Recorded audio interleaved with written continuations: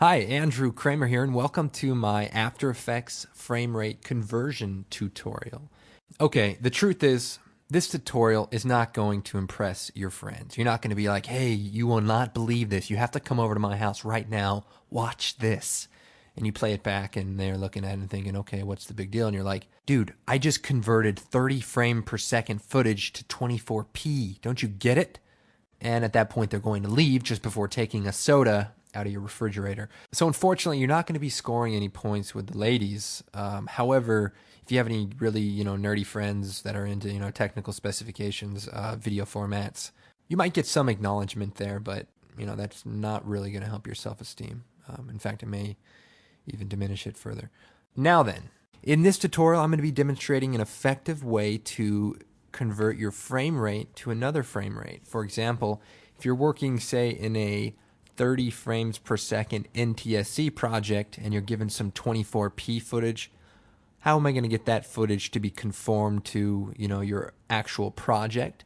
Or for you filmmakers who want to convert your 60i or 29.97 frame per second footage to 24p, this will work pretty well for you. Additionally, if you're doing a PAL to NTSC conversion or vice versa, you should also get some use out of this technique. I'm going to be demonstrating this on a few different levels. I have some 24p footage, some 60i footage, which is 29.97 frames per second, and some 30p motion graphics work as well.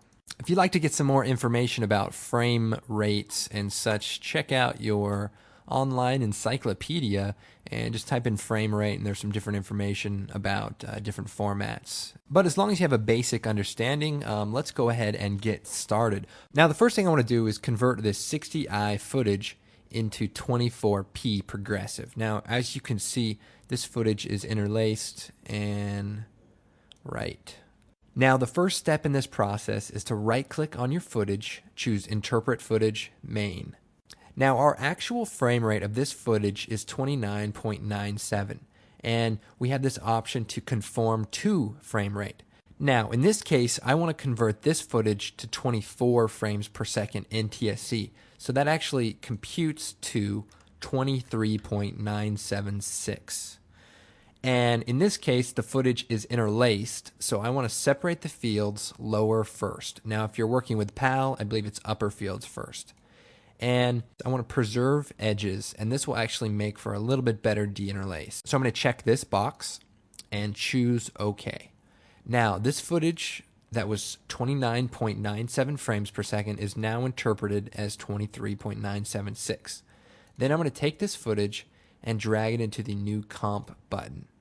So what we've created now by dragging it into this comp button is a composition exactly the same frame rate and format as your footage. So it's NTSC, and because we interpreted it as 23.976, the comp is also set that way. So I'm going to choose OK. Now if I play this back, it's going to be slightly problematic.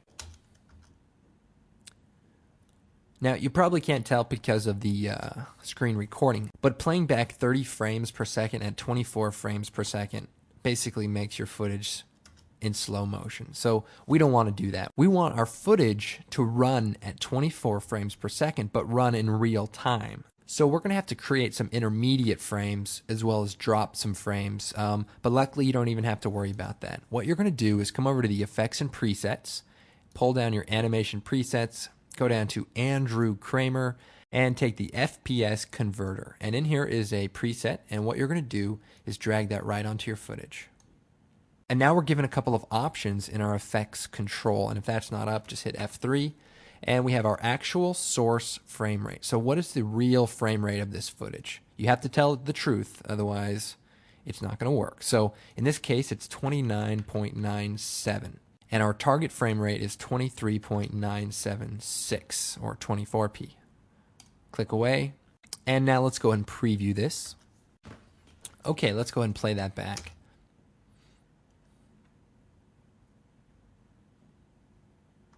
Okay, and if we pull up our info, we can see that the footage is actually running at 23.976 frames per second. And obviously you can't tell because of the screen recording, but you're just going to have to try this for yourself. But the footage is very, very smooth and looks pretty good. But I know what you're thinking. That's a pretty long hug, and I agree with you. But it was their wedding day, and people are just happier, generally on weddings, I suppose. But let's take a look at another project. So here we have some 24p footage, and I want to convert this to, say, 30 frames per second. So again, right-click, interpret footage, main, conform the frame rate to your target frame rate. In this case, 30 frames per second, or if we want to be technical, 29.97. And in this case, there are no fields, so we're going to leave it to separate off, and I'm going to choose OK. Then I'm going to drag this into the Make New Comp button, and we've created a comp with the frame rate of the footage as it is interpreted, in this case 29.97, but let's remember it is 24p footage. Then I'm going to take our trusty frame rate converter, drag it out. Actual source frame rate, 23.976. It's actually preset to that. And our target frame rate is actually preset to 29.976. So that's actually all we have to do. And let's go ahead and preview this. And as you can see, we're now running at 29.97 frames per second. And I will show you that we are actually not duplicating frames either. If I go through here, page down, you can see that there's actually a unique frame every single way we go. So that's important to know because there's other ways to convert footage, but you don't get that frame interpolation, those intermediate frames. It's more of blending, or it just picks the closest one. And those can be effective methods, especially if you're in a hurry and things like that. This method does take a little bit of time to render, but if you need the extra horsepower, just hook up your PlayStation 3 on like a render farm and just shoot all your After Effects projects out to that. I find that to be very effective.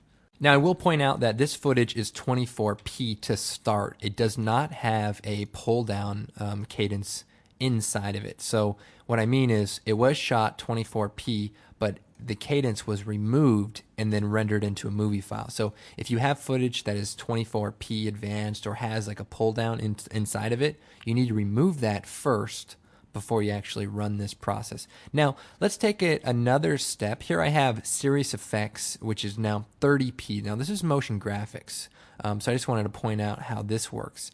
And this is 30 frames per second. I'm going to right-click, interpret footage, main.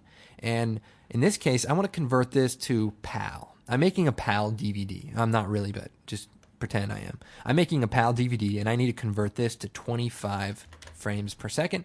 And this is motion graphics, so there are no fields, so I'm going to leave that to off. I'm going to choose OK. And then I'm going to drag it into the Make New Comp. And right now, it's not going to be playing back correctly, but that's okay.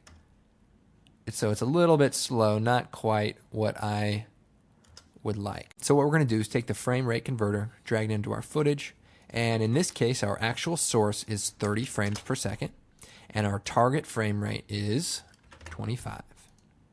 Now I'm going to play this back, and I want to point out a few things.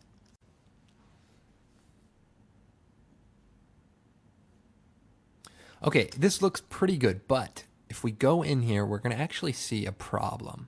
Okay, right there. This is what we call the motion vector artifacts. Okay, this is generally not a good thing, but basically what's happening is we are creating intermediate frames, and After Effects is trying to figure out what is supposed to be in between here and here. So in its struggle, it's trying to figure it out, but this is so blurred out, it can't quite figure it out. So it causes this warping and this artifacting. So this is sort of the side effect of this procedure. However, there are ways to refine it. So if we go over to our frame rate warp, we can come down to our tuning and play around with some settings.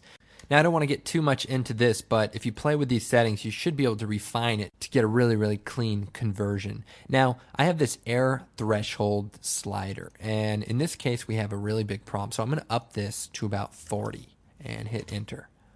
So now you see we've somewhat eliminated it, but here's what's happening when we play with the air threshold. When it can't quite figure out what's supposed to be from here to there because of motion blur or something like that in your actual footage, you want to tell it, if it can't figure it out, then just blend the frames together. So the air threshold is essentially going to blend the frames together when it can't figure it out. But guess what? Usually it's times when there's high motion and things going on where you can't really tell that say the frames are being blended, it's almost as if it's its own built-in motion blur. So it is sort of a side effect, but you can certainly make your way around it. Now let's go ahead and preview this with our error threshold at 40. Okay, I'm gonna go ahead and play this back.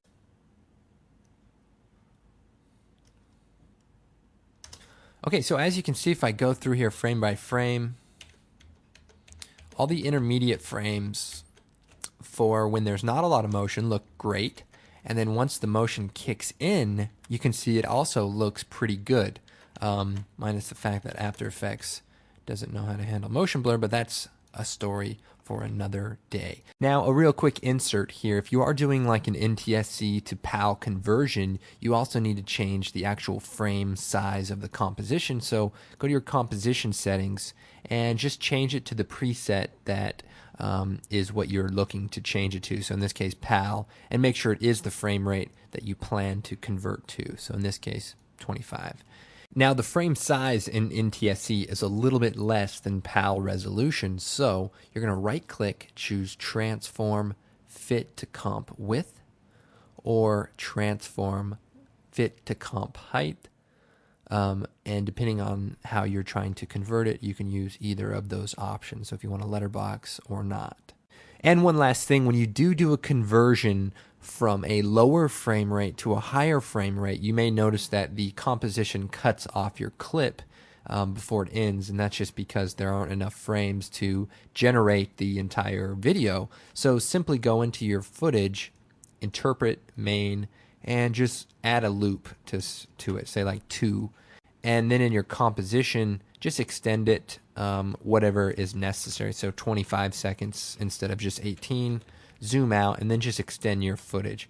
In this case, we're actually going from a higher frame rate to a lower frame rate, so essentially the animation is going to be shorter than what our composition shows. But now if you want to find the exact change, just right-click on your footage, interpret main, and if it's set to conform the frame rate, you'll see what the actual length of it is going to be. But if you go to the use frame rate, in this case, it's 15 seconds in one frame. When we conform it, it's 18 seconds in one frame. But you actually only need to make your composition as long as the actual source. So in this case, we really only need to make it 15 seconds and one, and that will play out the entire animation from beginning to end.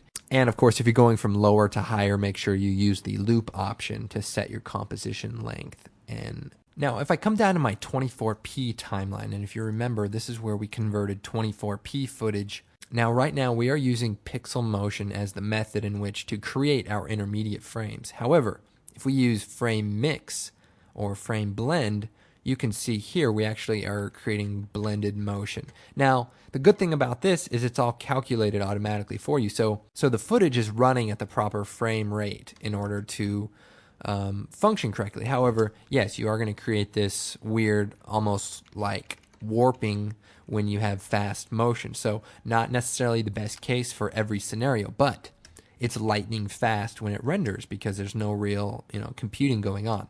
So that's a good option. Say if you're just, you're converting a lot of footage to, a different frame rate to use in a DVD project. Now, whole frames will actually just double frames. So it's kind of what you can achieve in After Effects without any of this stuff. However, the good thing about this is just while you're working, you're just checking to make sure things are in sync, use whole frames, and then once you're satisfied, you can switch back to pixel motion. So consider it like a draft quality, something to that effect. Now, you're probably asking yourself, okay, now where do I get this fancy frame rate converter? Well, you can actually download it from the website, and it comes as an FX preset.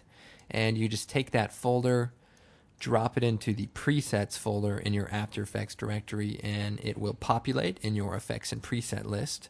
So not to worry. Now, some of you out there are probably thinking to yourself, I may not be an idiot, but I know that this frame rate warp is actually nothing more than the time warp effect. And you know what? Good for you. You're absolutely right. So what I'm going to do is show you how I created the frame rate converter preset. Now, a magician usually doesn't show off his tricks, but I'm not a magician. I went to magician school. It didn't really work out. The sleight of hand thing, I just couldn't quite hack it. And I'm still paying off my magician loans. But anyway, not important. the point is, I'm going to show you how to create this.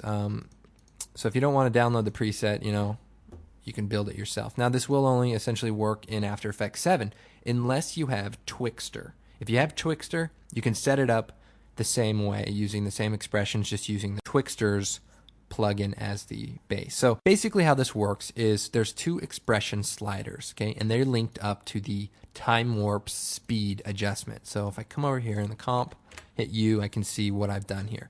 I've taken the effect, actual source frame rate, up here, actual source frame rate, slider, so this value, divided by, so we have a little division sign, effect target frame rate, slider, this value, times 100. And because our speed is based on 100%, multiply times 100, and we can create a value that is pertinent to creating a frame rate conversion. Okay, well, I hope you found this tutorial useful, and if you want to take this to the next level, say with some color timing, please check out Film Magic Pro. There's some really, really great preset cinema styles to just give you some nice looks now that you have your frame rates in order. So depending on what you're looking for, you can actually achieve some nice looks with these presets. And of course, you can make adjustments and all that good stuff. Okay, that's it. My name's Andrew Kramer, and feel free to visit me on creativecow.net in the After Effects and Photoshop forums, or visit my website at www.videocopilot.net. Thanks for watching.